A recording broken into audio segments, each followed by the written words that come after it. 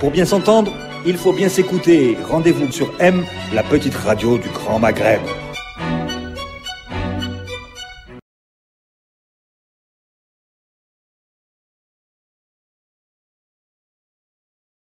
Amis auditeurs, bonjour. L'entretien vous revient aujourd'hui avec Thierry Perret, journaliste, écrivain, spécialiste du Mali et de l'Afrique de l'Ouest. Thierry Perret, bonjour. Bonjour. Bienvenue. Alors, l'actualité de la région ce mardi 30 décembre, c'est les rumeurs de démission du Premier ministre malien. La crise malienne, la crise politique se perpétue. Les négociations à Alger n'avancent pas, pour ne pas dire qu'elles sont bloquées. Est-ce que 2015 va encore être une année problématique pour le Mali ? Alors, vu l'ampleur de la crise, je dirais qu'il est fatal que l'année à venir soit encore complexe, compliquée. Mais c'est vrai que, et si on se réfère à ce qu'on peut lire, par exemple, dans la presse malienne actuellement, tous espèrent qu'il va y avoir un sursaut pour sortir notamment de ce qui constitue un poison pour toute la société malienne, c'est ce processus de négociation pour arriver à un accord acceptable et pouvoir passer à l'étape suivante, parce qu'on a l'impression que cette question du Nord constitue un verrou pour tous les autres dossiers, y compris les dossiers sociaux. Donc voilà, le Mali est dans une situation un petit peu d'attente de quelque chose. Vu d'Alger, j'ai quand même envie de vous poser la question, est-ce que c'est un verrou si important que ça? Parce que on a le sentiment quand même que la vie sociale et économique au Nord s'est déconnectée de celle du reste du pays pendant toutes les années où cette partie du pays a été sous-administrée, elle l'est toujours. Est-ce que le Sud ne s'est pas installé quand même dans une forme de relative indifférence par rapport à ce qui se passe dans le Nord, sauf à avoir des djihadistes aux portes de Bamako, hein? Oui et non, parce qu'on parle beaucoup de la tentation de déconnexion du Sud, mais il serait faux de dire qu'il y a un Sud et un Nord au Mali, parce que tout le pays, et ça tient à sa longue histoire, est extrêmement interpénétré. Il y a des imbrications de population importantes. Beaucoup de nordistes vivent au Sud. Les familles ont des liens extrêmement diversifiés, ramifiés. Donc la tentation de déconnexion est plus un fantasme qu'une réalité admissible. Ça c'est mon sentiment profond. Et je pense que la plupart des gens qui connaissent bien la structure socio-culturelle et politique du Mali peuvent le dire. Maintenant, c'est vrai que le Sud a besoin d'être soulagé de cette question du Nord. Le gouvernement, aujourd'hui, est encore polarisé par la question du Nord et a besoin, certainement, de pouvoir se donner des marges de manœuvre pour traiter les autres sujets qui sont innombrables. Le Sud a besoin d'être soulagé, le Nord aussi, et on imagine qu'il a besoin de savoir où il va. Les négociations n'avancent pas à Alger, elles ont bloqué. L'option fédéraliste est inenvisageable pour le Mali? C'est toujours difficile à dire. J'ai l'impression qu'aucun des acteurs, à l'exception bien sûr de ceux qui demandent l'option fédérale, ne se positionne véritablement avec cette perspective en tête. L'enjeu pour tous, c'est d'arriver à répondre à ce qu'il y a derrière la revendication fédérale pour faire en sorte que le Nord soit réellement et correctement intégré à l'ensemble du territoire malien. Maintenant, peut-être que ce scénario se révélera dans les années à venir le scénario incontournable. Pour l'instant, j'aurais tendance, et ça recoupe un peu ce que je disais auparavant, à dire que ça me paraît très compliqué. Alors vous êtes évidemment un excellent connaisseur de la question malienne. Vous avez écrit un livre, Mali, une crise au Sahel, chez Cartala, et vous expliquez un petit peu, comment vous pouvez nous expliquer le fait qu'il n'y ait pas eu, à la faveur des accords d'Alger de 2006, je crois, une possibilité de mieux intégrer le Nord dans un contexte qui, lui, était plutôt favorable, puisqu'il y avait un gouvernement légitime élu à Bamako, celui de Amadou Tamani Touré, qui n'a pas réussi à intégrer, à peut-être réduire ce risque sécessionniste de l'Azawad. Et avant 2006, il y avait eu des accords où l'Algérie était partie prenante à Tamanrasset en 90, pardon.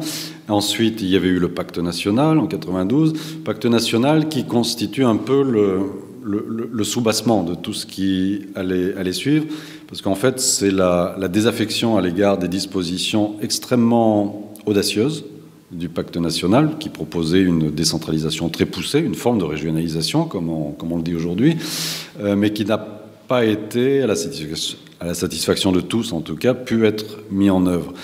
Les accords de 2006 sont intervenus dans un contexte qui, sur le plan sécuritaire régional, était déjà très dégradé par rapport au début des années 90.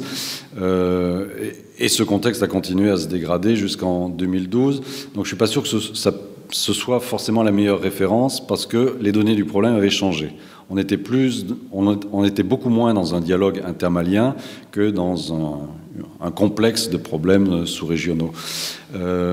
Simplement, on peut faire cette observation aujourd'hui. Les dispositions qui étaient prévues dans le pacte national, qui prévoyaient un statut particulier pour la région du Nord Mali, n'ont pu être mises en œuvre et paraissent de plus en plus compliquées à pouvoir être mises en œuvre, d'autant plus que aujourd'hui, il y a une réaction de rejet de la population, ce qui n'était pas le cas au début de la décennie 90. Donc tout ça devient très compliqué dans ce contexte. Un rejet qui risque de se perpétuer si un mauvais accord est pondu à Alger. Oui, alors il y a plusieurs options. Il y a plusieurs options qu'il faut considérer. Il y a l'option de la communauté internationale qui veut le meilleur accord possible. Ensuite, il y a une autre option qui consisterait à envisager le meilleur accord acceptable par les parties en présence au nord et au sud. Et aujourd'hui, on voit bien avec quelle difficulté le gouvernement malien est obligé d'expliquer, sensibiliser sa propre opinion sur la feuille de route telle qu'elle s'est dégagée des différentes sessions de discussion à Alger. Et c'est compliqué parce qu'on a une opinion qui est hostile, qui est dans une sorte de rejet de toute cette question du Nord, dont ils ont le sentiment que ça a empoisonné, ce qui est vrai d'une certaine manière, le processus démocratique depuis les années 90, sans pouvoir vraiment aboutir à un résultat. Aujourd'hui, on demande à renforcer encore les dispositions qui étaient déjà initialement prévues en 91, et tout le monde est à la fois sceptique et agacé, plus qu'agacé. Alors, est-ce que dans je sais que ça ne sert à rien de réécrire l'histoire, mais est-ce qu'on pouvait prévenir la crise de 2012 et la perte par Bamako de tout ce territoire du Nord au profit d'une guérilla islamiste radicale, finalement? Est-ce que c'est un scénario qu'on aurait pu et dû prévenir, compte tenu de ce qui s'est passé une année avant en Libye et du risque de dissémination d'armes dans la région dont on avait déjà parlé, hein? Mon analyse est qu'on a laissé le Mali et les États du Sahel gérer eux-mêmes, à peu de choses près, mais gérer eux-mêmes un certain nombre de problèmes d'intégration nationale qui étaient de toute façon pervertis par un environnement sécuritaire de plus en plus menaçant. Et je pense qu'on n'a pas vu, au début des années 2000, et manifestement au milieu des années 2000, la montée d'un nouveau phénomène qui n'impliquait plus seulement une rébellion touareg dans le nord du Mali, ou en tout cas dans la partie limitrophe qui concernait plusieurs États. Mais là, on avait affaire à un autre phénomène qui était connecté au terrorisme à base djihadiste internationale. Et probablement, ce symptôme n'a pas eu le traitement international qu'il méritait à l'époque. Maintenant, ça n'est pas pour dédouaner le Mali, ça a été beaucoup dit de ses responsabilités. On peut le rappeler, hein, le président du Mali, à l'époque, disait, notamment à l'adresse de l'Algérie, c'est pas nous qui avons importé au Nord Mali la déstabilisation djihadiste. Manière de nous renvoyer la responsabilité à l'Algérie, c'est la guérilla algérienne qui s'est étendue sur la région. Alors, tout le monde était concerné, bien sûr, et peut-être aurait dû se concerner de manière plus aiguë, se sentir concerné de manière plus aiguë. Et le résultat, c'est qu'aujourd'hui, on a un traitement parfaitement international de la crise au Sahel. Moi, je pense qu'on aurait pu anticiper un peu sur ce traitement international, sur cette thérapeutique qui est nécessaire. C'est un phénomène qui n'est pas isolé et qui a un processus historique qu'on connaît bien. Alors, si je dirais les choses un peu de manière caricaturale, si on a sous-estimé le risque djihadiste né de la nouvelle conjoncture dont vous parlez, qui est montée dans les années 2000, est-ce que ce n'est pas dû au fait qu'on se soit trompé, qu'on ait surestimé la capacité du MNLA à encadrer l'expression politique du Nord Mali, en pensant que c'était une organisation capable de tout encadrer?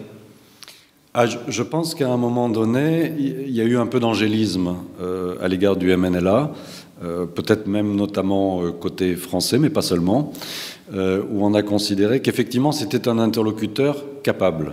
Or, cet interlocuteur capable a très vite été bousculé par les mouvements djihadistes beaucoup plus performants, beaucoup plus opérationnels. Et du coup, on a basculé dans une situation, y compris militaire, qui était totalement nouvelle. Pour l'incarner, peut-être l'erreur d'Alger, moi je vais parler d'Alger, mais c'était peut-être aussi une erreur française, sur le rôle d'Ghali, qui a choisi de créer Ansar Din en scission du MNLA, et qui s'est avéré plus fort que le MNLA après sa scission. Alors, le cas d'Ghali est intéressant parce que depuis les années 90, ça apparaît comme un homme fort de la question, et en tout cas de l'irrédentisme touareg, qui a joué un rôle de médiation tout à fait important à une certaine période, et qui, de manière très symptomatique, à un moment donné, a basculé du côté de cet islamisme radical, ce qui n'était pas du tout sa physionomie auparavant. C'est au moins un signe que les données du problème étaient en train de changer. Or, on en est un peu resté, me semble-t-il, à des analyses sur... Bon, le MNLA n'est qu'une expression récente de l'irrédentisme et de la rébellion touareg. On en est resté à des schémas un petit peu plus anciens. Ghali, d'une certaine manière, a illustré, a témoigné de ce que les données du problème avaient changé. Tout de suite, lui, il a choisi la dynamique la plus extrême, certes, mais la plus porteuse. Tout à fait.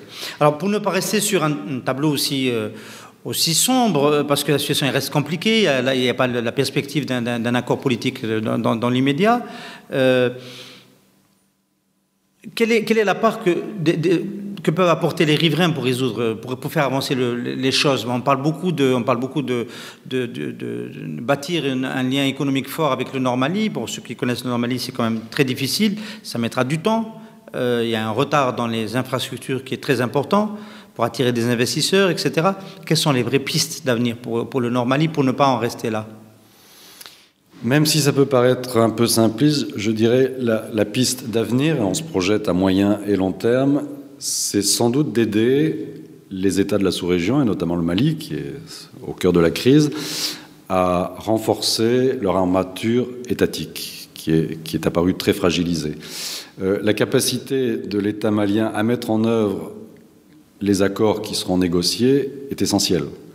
Cet État malien, à mon point de vue, n'est pas performant actuellement, et il faut aider cet État, et pas seulement sur le plan sécuritaire, à assumer à minima ses fonctions, notamment ses fonctions administratives et ses fonctions économiques. D'autant plus que, une fois que la virulence de la crise va s'éloigner, l'accompagnement par les partenaires étrangers, par les bailleurs de fonds, va être probablement un peu plus lâche, un peu plus élastique, et on risque de retomber sur des difficultés qu'on a vues déjà survenir dans le passé. Donc, s'il doit y avoir une réponse concertée, elle doit être plutôt sous-régionale, ça tout le monde le dit depuis très longtemps, et s'il y avait une responsabilité ou un rôle à jouer par l'Algérie, c'est au-delà de la négociation, d'aider à consolider son environnement, qui est un peu aussi un hinterland stratégique pour l'Algérie. On comprend ce que vous dites, que le point de départ de ce scénario qu'on souhaite voir se développer, revenir à des problèmes de type classique de développement, le point de départ, c'est quand même une stabilisation sécuritaire. Est-ce que vous voyez, vous avez dit au fur et à mesure que la situation la crise va être moins tendue, voilà. Est-ce que vous voyez la crise devenir moins tendue? Est-ce qu'il n'y a pas le risque d'un relâchement du dispositif sécuritaire? La France, l'opération Serval a changé de nom, la configuration est différente, les militaires tchadiens ont quitté, les forces d'intervention de l'Afrique de l'Ouest ne sont toujours pas là. Est-ce que réellement on peut espérer une stabilisation au même coût qu'aujourd'hui, ou est-ce qu'on n'est pas parti dans un tunnel dans cette histoire? Alors, le risque existe certainement. En même temps, c'est assez intuitif et subjectif ce que je vais dire. J'aurais tendance à dire le processus est encore rattrapable. Il suffit de voir les succès sur le terrain de l'opération française, qui ont été assez spectaculaires. Je ne le dis pas en tant que Français, mais c'est vrai que tout le monde s'attendait à ce qu'il puisse y avoir un enlisement, que ça soit très compliqué. Non, il y a eu des résultats très concrets, très rapidement.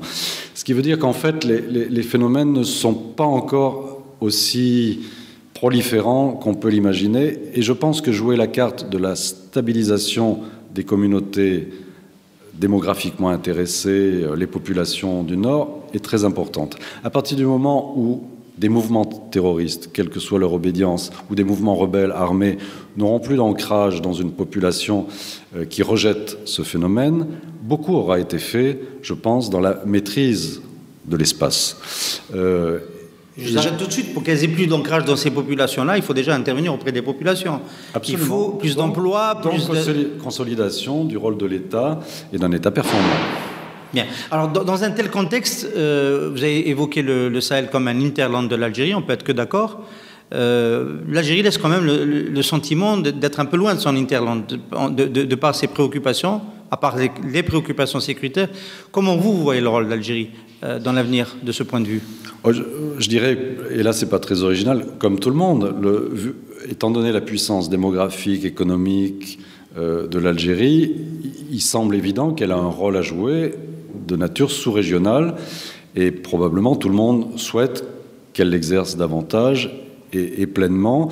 Certainement qu'une résolution des difficultés existant au Maghreb et donc un certain degré d'intégration maghrébine aidera aussi à une stabilisation et à un investissement de l'Algérie dans cet espace sahélien. Si vous mettez ça comme condition, vous rejetez au calendrier grec le rôle de l'Algérie dans le Sahel. Je dis que ça fait partie, dans l'idéal, d'une configuration qui fonctionnerait bien. Mais toujours est-il que dans le Sahel proprement dit et en connexion directe avec les États concernés par la crise actuelle, oui, certainement, l'Algérie a un rôle à jouer. Ensuite, quelle est sa feuille de route à elle? C'est un choix à la fois politique, mais aussi culturel, sociétal, économique, sachant quand même que l'Algérie donne l'image d'avoir eu, pendant assez longtemps, une vocation de plaque tournante, notamment pour l'Afrique, qui n'est pas une étrangeté. Enfin, il y a juste sans doute un lien à retrouver. Et il est comment ce lien-là? Il est économique? Il est de quelle nature? Il est de soutenir des projets d'investissement dans les infrastructures, recevoir des étudiants maliens en plus grande quantité en Algérie, transférer de l'aide. Voilà, on a besoin de... Ou c'est tout ça à la fois? Il est sûr qu'il vaut mieux recevoir beaucoup d'étudiants que des réfugiés pauvres. Là, actuellement, on a plutôt les réfugiés pauvres. Je pense que, et ça fait partie de la refondation, à mon sens, de l'État au Mali, il faut aider les classes supérieures, il faut aider l'université, il faut aider la formation au Mali, et pourquoi pas, effectivement, au Mali, au Niger, en tout cas dans cette région, recevoir massivement des étudiants ou des gens en formation de la sous-région. Certainement, parmi d'autres facteurs, bien sûr.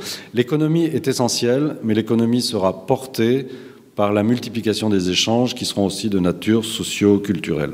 Alors, il y a eu, durant ces années-là, on s'approche de la fin, mais il y a eu dans ces années-là des nouveaux périls qui sont apparus, qui sont montés. On a parlé de la Libye, on peut en dire à nouveau un mot, parce que ça a été une source de déstabilisation. Et il y a cette nouvelle vocation du Nord Mali d'être un hub ou une carte, un point sur la route du trafic de drogue international. Est-ce que ça nécessite un traitement spécifique, ce rôle du Nord Mali? C'est aussi certainement une responsabilité internationale. C'est aussi lié à la capacité certainement des États. Encore une fois, on ne peut pas contourner cet aspect. Donc, il faut aussi, pour cette question, consolider les États concernés. Mais il est clair qu'un phénomène de nature internationale, et Dieu sait si la question de la drogue est internationale, il faut une réponse internationale plus coordonnée, plus massive. Là, on a plutôt le sentiment qu'on a, à la faveur de la crise, une reprise au contraire du trafic de drogue par la région sahélienne. Donc ça, c'est très inquiétant et ça demande un traitement. Vous voyez qu'il y a une reprise, hein? C'est ce que semblent indiquer certains spécialistes. Oui. Une des clés du succès dans le traitement de la région, on a évoqué l'intégration maghrébine, enfin on est un peu plus sceptique, nous on appelle à cette intégration depuis tellement longtemps, on commence à perdre patience. Et il y a quand même le couple Paris-Alger ou Alger-Paris. Oui, alors si on veut faire de l'angélisme, on dira que et l'Algérie et la France ont des intérêts et sont concernés par cette région. Donc le mieux, ce serait qu'elles trouvent un mode de fonctionnement pour travailler ensemble, pour appuyer notamment ce qu'on évoquait, le développement des pays concernés. Ensuite, il y a la relation spécifique entre la France et l'Algérie, dont on sait à quel point elle est à la fois compliquée et parfois très fusionnelle. Bon, je pense qu'il y a une réponse à trouver aux questions qui sont posées par celle de cette relation. Moi, ce que j'observe, c'est que depuis quelques années, on est plutôt dans une embellie de la relation et un resserrement des liens, notamment de nature économique. Bon, je pense que ça ne peut être que positif, parce que ça aide aussi à mieux dialoguer sur les questions intéressant l'environnement sous-régional. Monsieur Thierry Perret, merci d'avoir été l'invité de l'entretien aujourd'hui. Merci. Merci.